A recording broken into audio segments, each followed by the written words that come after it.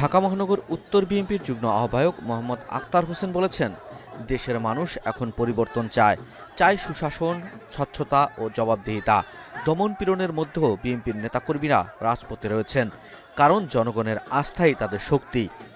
বুধবার বিকেল ৩টায় কুড়িল বিশ্ব রোডের ৩০০ ফিট এলাকায় ঢাকা মহানগর উত্তর বিএনপির উদ্যোগে আয়োজিত এক গণমিছিলে তিনি এসব কথা বলেন।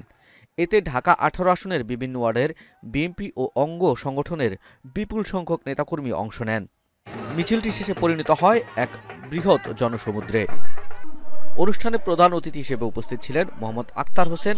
বিশেষ অতিথি হিসেবে উপস্থিত ছিলেন ঢাকা মহানগর উত্তর বিএনপির সদস্য আলী আকবর আলী, আব্দুস সালাম সরকার, মোতালেব হোসেন রতন ও সভায় সভাপতিত্ব করেন মোহাম্মদ রফিকুল ইসলাম খান। খিলক্ষেত থেকে S M Nahid, news desk.